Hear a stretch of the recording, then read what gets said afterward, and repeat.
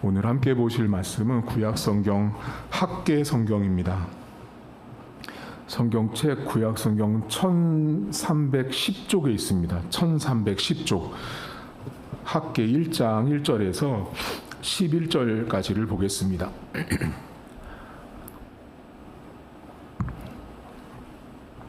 학계 1장 1절입니다. 다리오 왕 제2년 여섯째 달 곧 그 달 초하루에 여호와의 말씀이 선지자 학계로 말미암아 스알디엘의 아들 유다 총독 스룹바벨과 여호사닥의 아들 대제사장 여호수아에게 임하니라. 이르시되 만군의 여호와가 이같이 말하여 이르노라.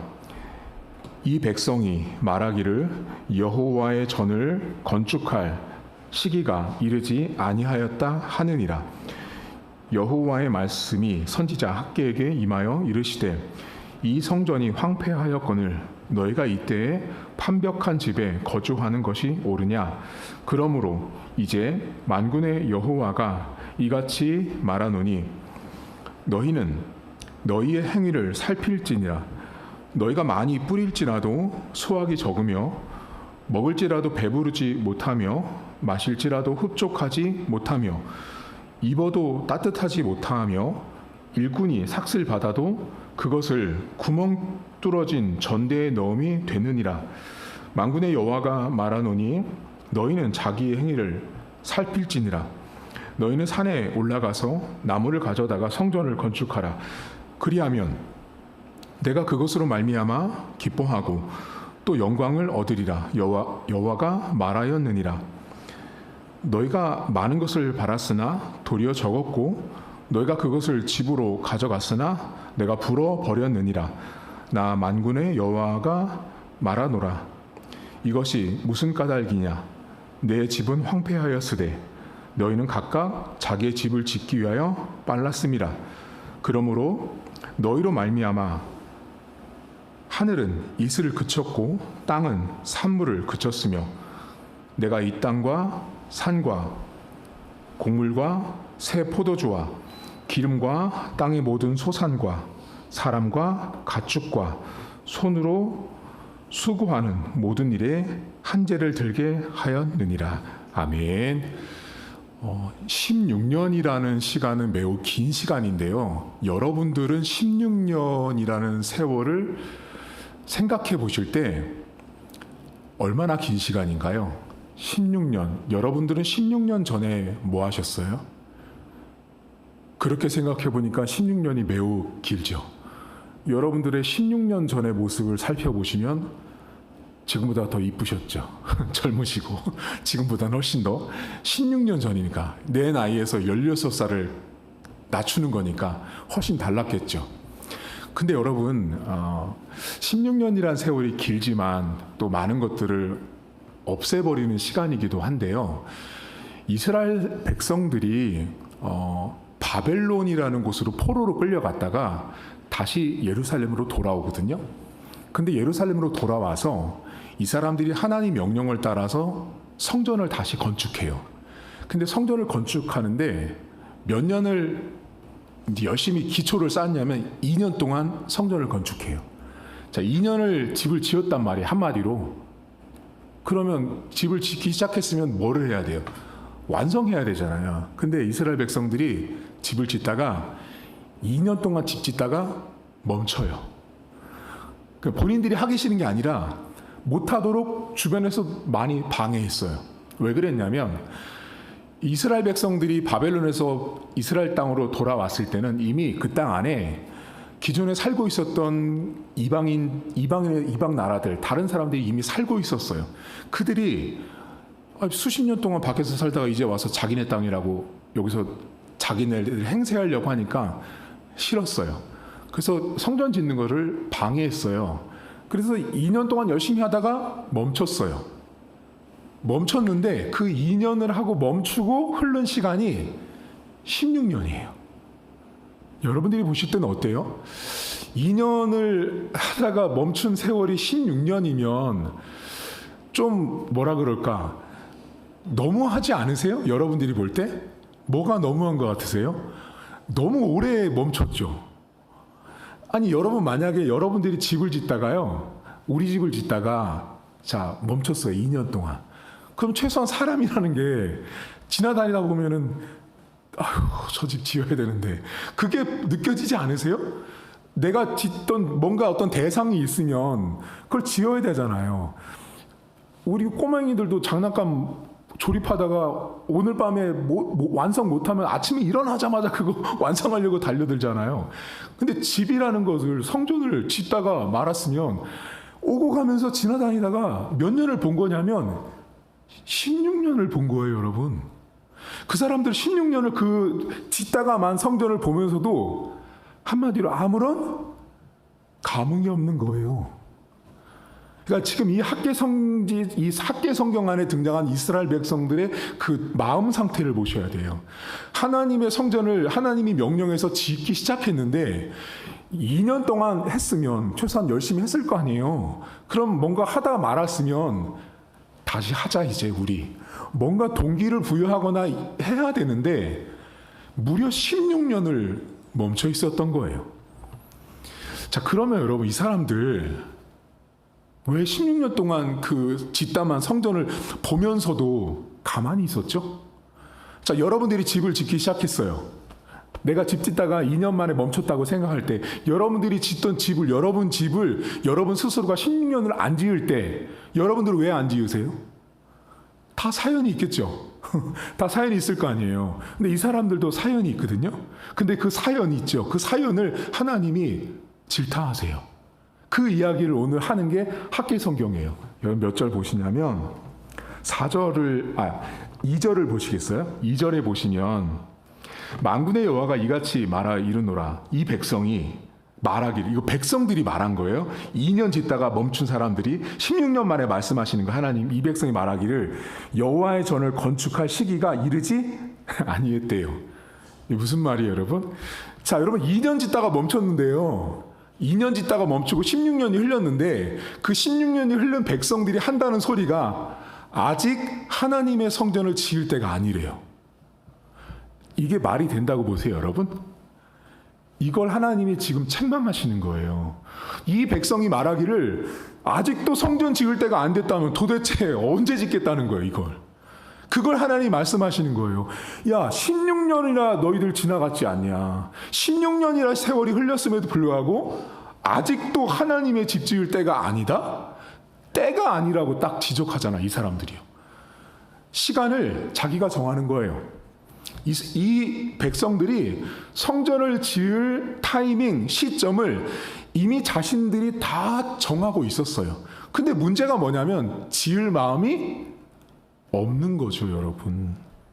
이 사람들 성전 지을 마음 없어요, 지금. 그냥 완전히 멈춰 있는 거예요. 그리고 나서 계속 무슨 말이에요? 자, 올해도 아직은 아니야. 내년도 아니야. 매년마다 아직 아니라고 말하는 거예요. 시간을. 우리랑 되게 닮지 않았어요, 여러분? 여러분들도 뭐 하다가 야, 아직은 아니야. 아직은 아니야. 뭐 하려고 그러면 아직은 아니야. 아직은 아니야. 우리 늘 이렇게 말하잖아요. 이스라엘 백성들이 여러분 16년이 흘러갔으면 좀 변화돼야 되는데 여전히 이 사람들 시간이 안 됐다라고 내가 다 정해버렸어요.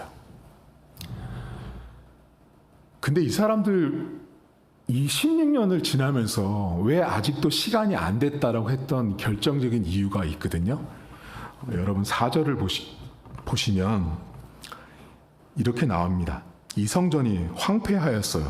다 무너져 황폐했어요. 짓다 말았으니 얼마나 거미줄도 치고 난리 났겠어요. 성전이 황폐하였거늘 너희가 이때 판벽한 집에 거주하는 것이 옳으냐? 옳지 않다는 거예요. 근데 여기 본문에 판벽한 집이 아주 유명한 성경 구절이잖아요. 이게 판벽이라는 말이 여러분 사판이라는 히브리어가 쓰이거든요. 사판? 판벽이라는 말이 사판이라는 히브리어가 쓰이는데 원래 이 히브리어 사판은 뜻이 뭐냐면 커버를 덮다라는 뜻이에요. 그러니까 지붕을 덮다라는 뜻인데 이 지붕을 덮긴 덮는데 그냥 덮는 게 아니에요. 뭐로 덮어야 되냐면 백향목 같은 나무로 덮을 때 쓰는 말이 사판이에요. 그러니까 판벽한 집이라는 건 영어 성경은 이 판벽한 집에 거주한다라는 거 할 때 이 판벽한 집을 뭐라고 표현했냐면 영어 성경 럭셔리 하우스라고 번역했어요.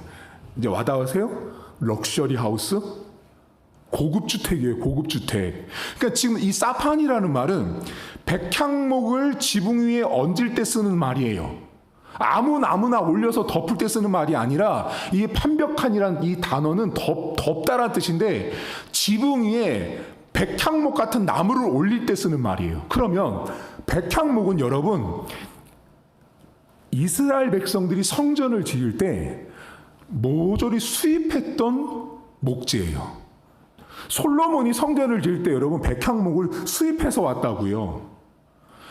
비싼 거예요. 몇 번 말씀드렸죠. 백향목은 몇 년을 산다고요? 3,000년을 산다고요. 나무 하나가. 그 나무는요. 썩지도 않고요. 벌레도 안 먹어요. 그렇게 아주 막강한 나무가 백향목이에요.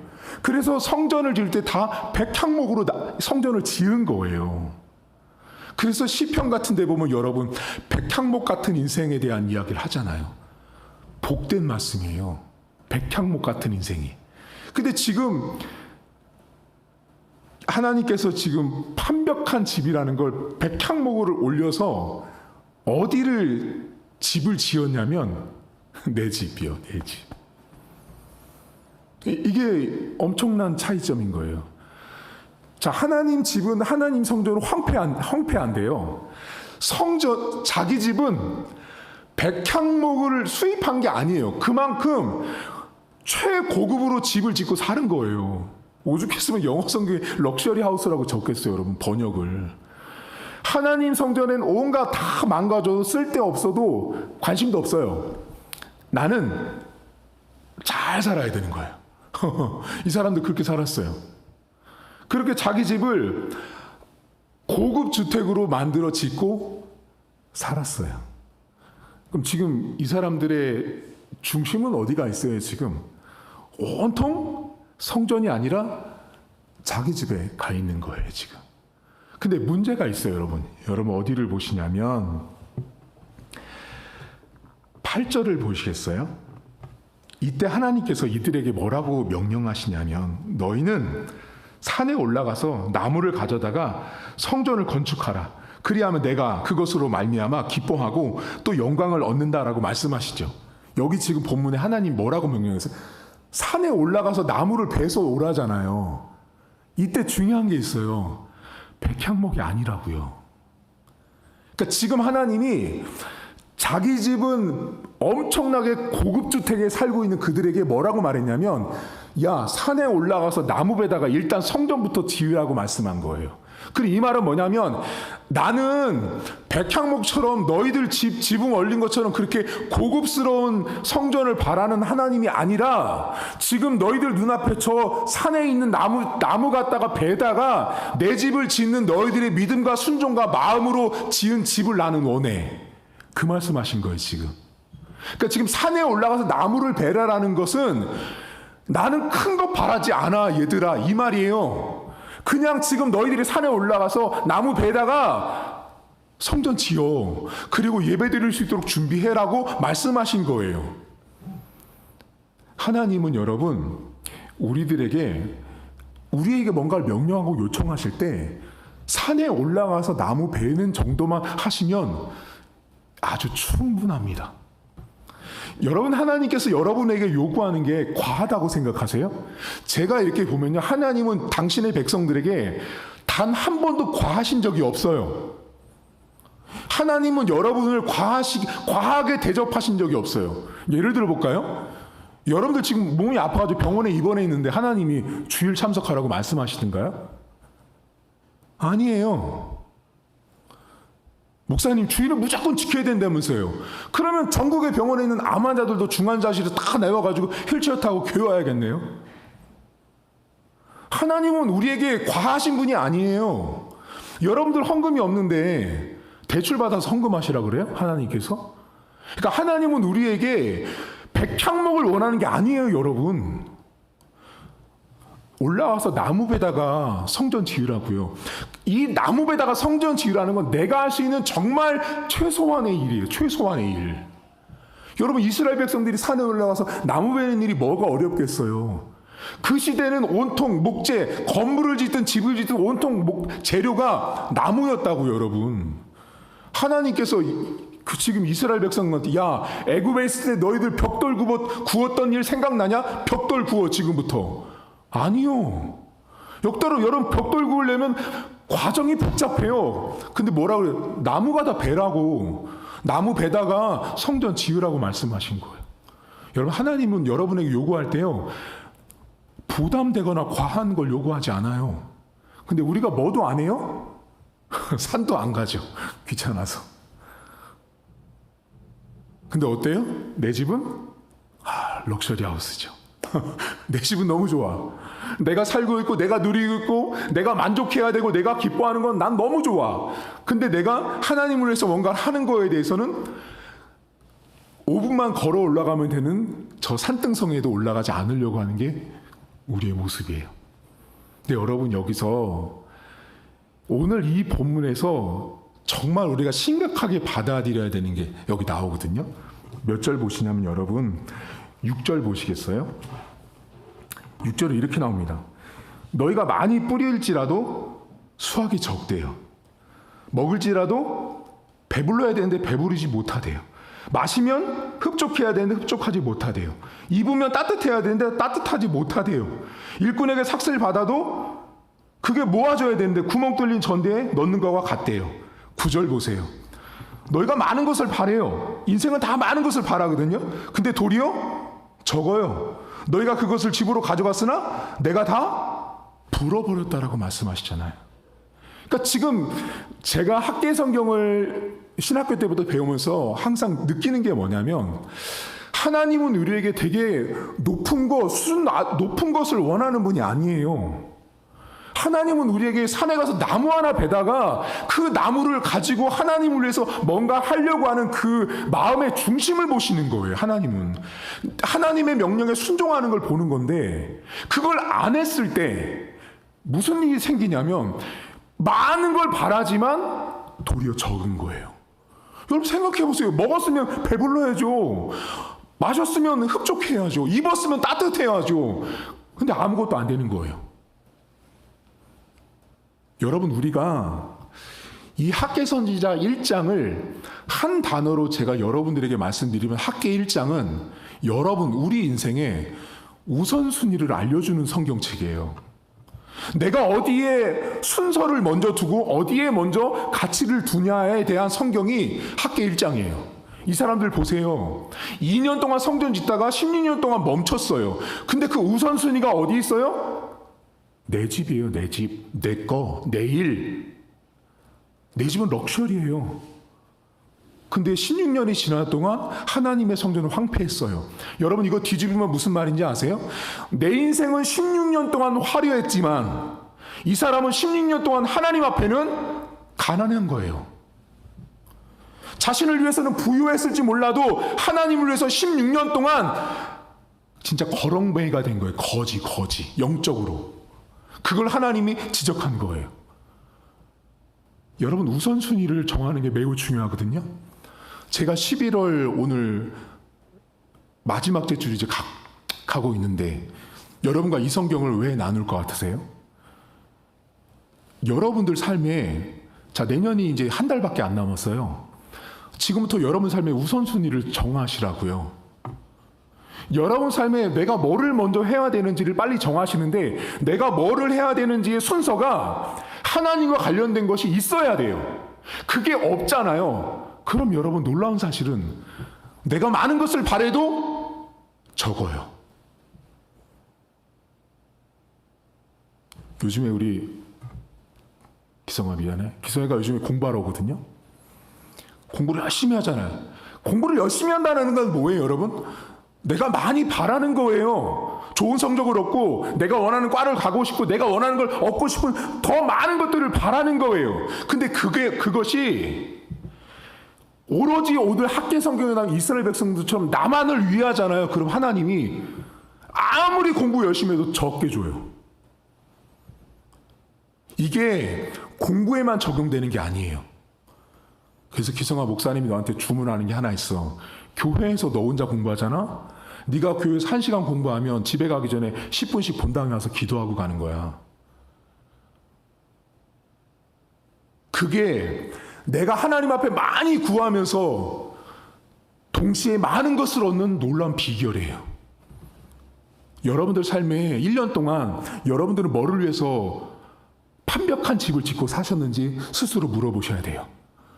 여러분들의 우선순위가 하나님이 안 되잖아요? 그럼 어떻게 되는지 아세요? 오로지 내 것만 위해서 살아요. 우선순위가 올바르셔야 돼요. 순서가 틀려지면 오늘 보세요. 먹어도 입어도 내가 얻는 게 아무것도 없다고요.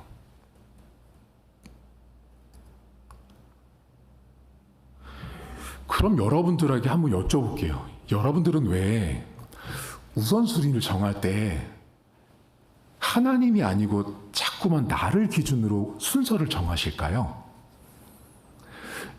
여러분들은 왜 내가 예배 드리는 것도 알고 기도해야 되고 전도도 해야 되고 헌금도 해야 되고 뭐도 해야 다 신앙적인 걸 너무 잘 알아요, 머리로. 근데 왜 내가 그렇게 안 돼요? 여러분들 왜 그게 안 되는지를 오늘 고민해 보는 거예요, 저랑. 왜 그게 안 되시냐고요. 목사님이 맨날 교우라 그러고 목사님이 뭐라 그러고 막 하는데 왜 내가 안 되냐고요. 왜? 그 답을 제가 알려드릴게요. 여러분, 제가 되게 좋아하는 언어 철학자가 한 명 있어요. 비스케츄 스타인이라는 사람이 있어요. 발음이 어려운데 이 비스케츄 스타인이라는 사람은 언어 철학자예요.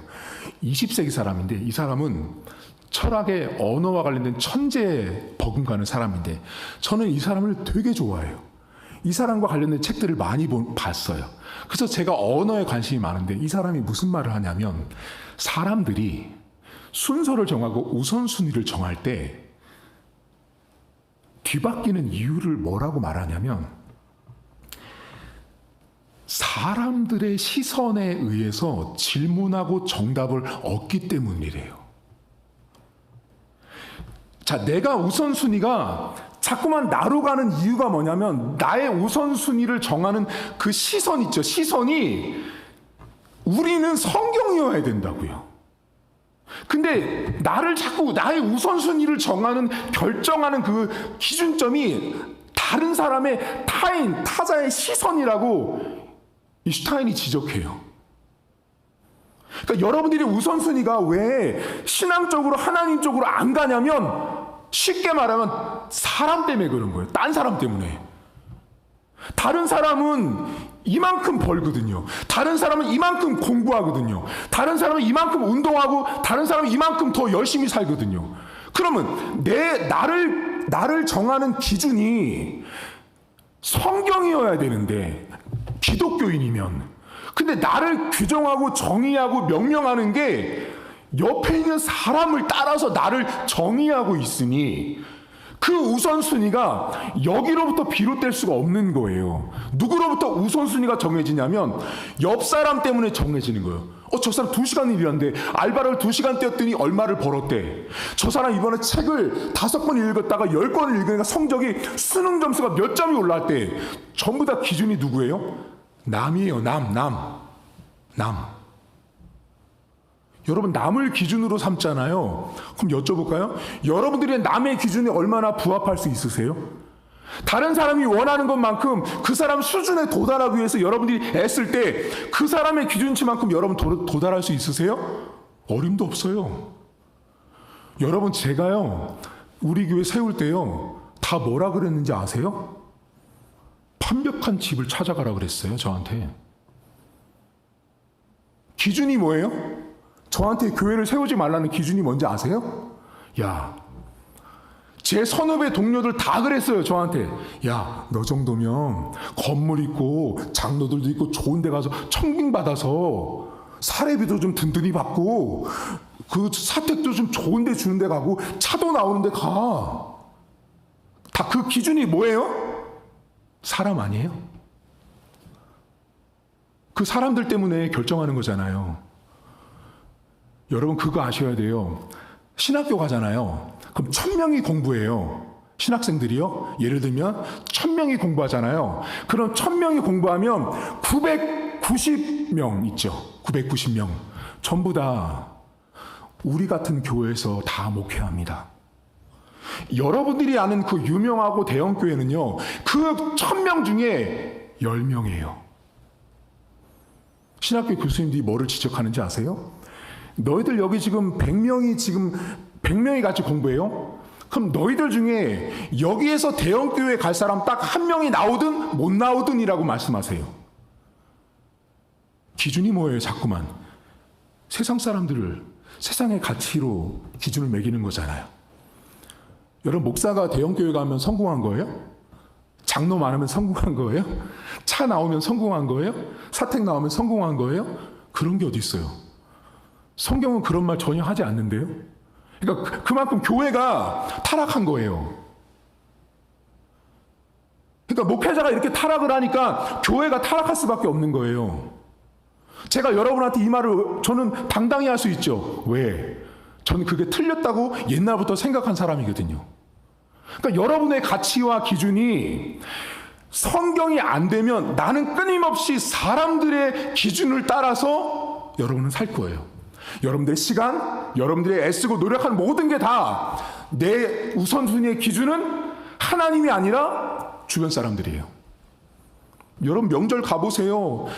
누구 둘째는 결혼했다, 누구는 어디 갔다, 누구는 뭐 했다. 그 소리 듣고 이렇게 식탁 자리에서 가만히 앉아있으면 그러다가 뭐예요? 그땐 가만히 있다가 차 몰고 오면서 우리 아들 딸내미 타면 거봐라, 거기 고모네 집 둘째 딸은 이번에 그렇게 됐다는데 너도 그러니까 이렇게 해야 된다고. 그럼 그 친구가 그 엄마 아빠가 장로 권사인데 엄마 아빠가 그런 소리 듣고 와서 차 안에서 그렇게 말하면 그 아이의 기준점이 누가 되는 거예요? 하나님은 온데갈 데 없어요. 가족들이 말했던 그 언니, 출세한 언니가 기준이 되는 거예요. 여러분들의 기준은요, 세상도 아니고 사람도 아니고요, 성경이 되셔야 돼요.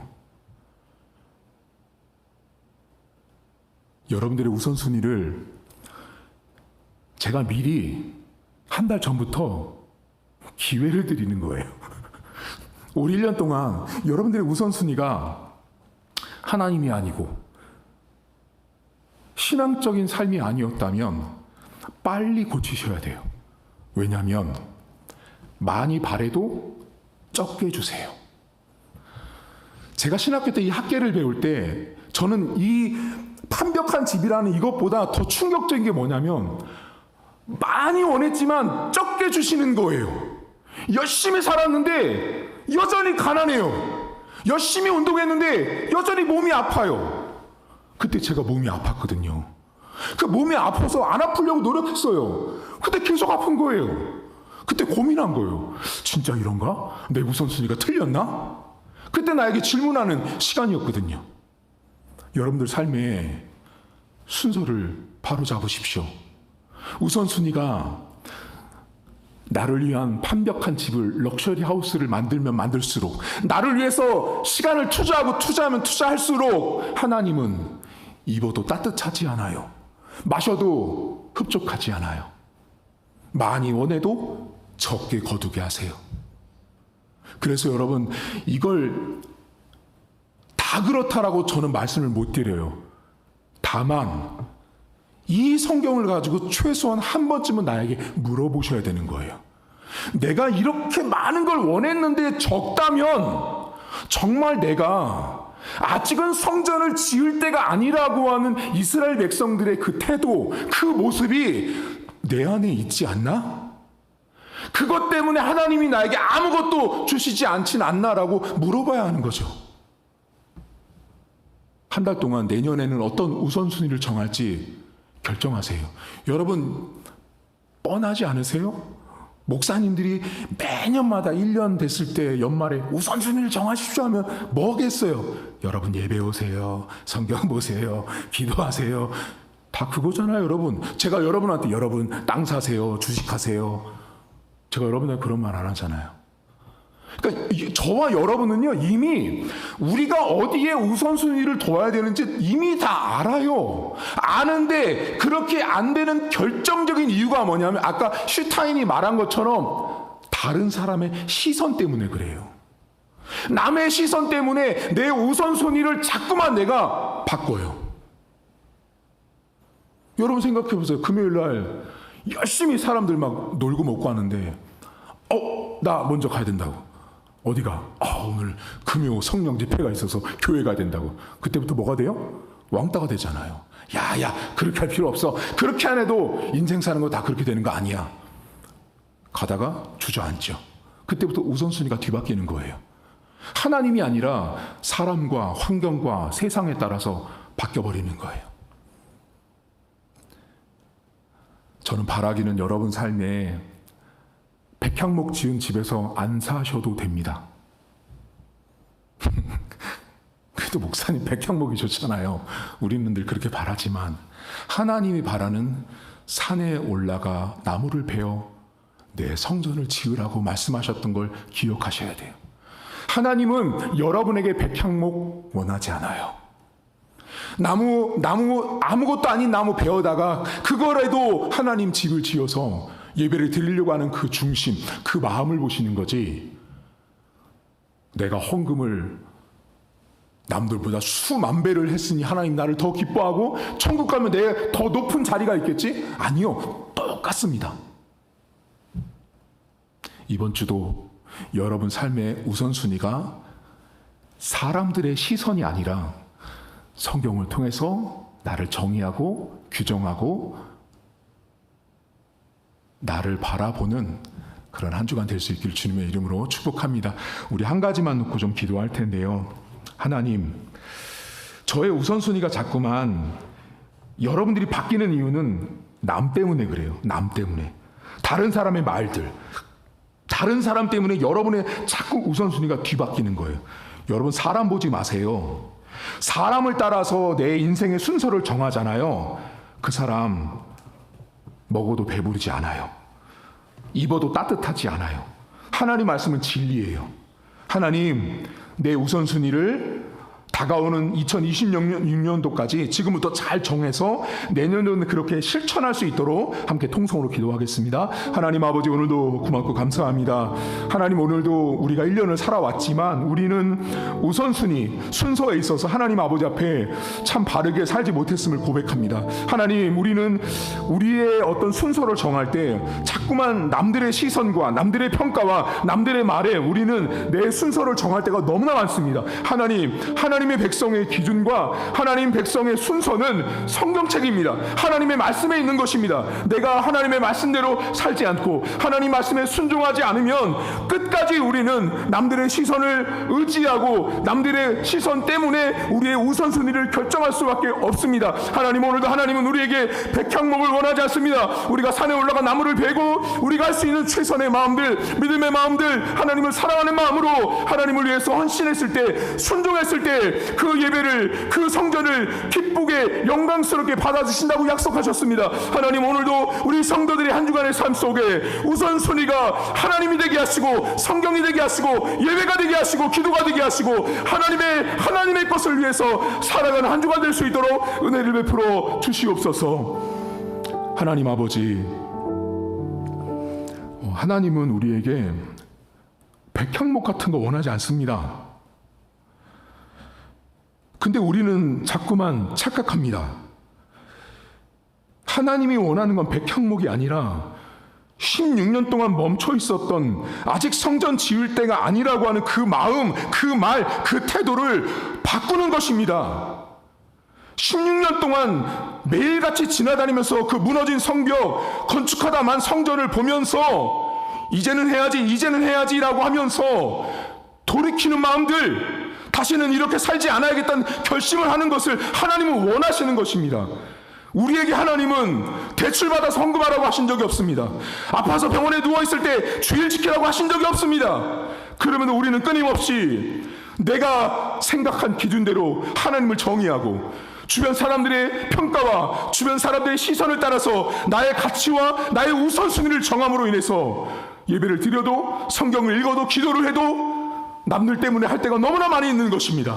하나님, 우리의 우선순위가 올바르지 않을 때, 먹어도 배부르지 않고 마셔도 흡족하지 않고 입어도 따뜻하지 않으며 더 많은 것을 원해도 더 적게 주시는 하나님의 섭리를 바라보길 원합니다. 모두 다가 그렇지 않을 수 있지만, 내가 정말로 많은 걸 바랬지만 내가 바란 것만큼 되어지지 않았다면 그것이 내 신앙의 문제는 아닌지, 내 우선순위의 문제가 잘못된 것은 아닌지 돌아보게 하시고, 하나님 아버지 앞에 오늘도 내 집을 럭셔리하게 갖추기보다 최소한 하나님을 위해서 윗동산에 올라간 나무 한 그루 베어 하나님의 성전 앞마당에 나무 한 그루 읊는 그런 정성스러운 마음, 믿음의 마음을 가지고 이번 한 주도 살아갈 수 있도록 은혜를 베풀어 주시옵소서. 이제는 우리 주님 예수 그리스도의 은혜와 하나님 아버지의 살아계심과 성령의 위로교통 충만하심의 역사가 오늘도 하나님 아버지 앞에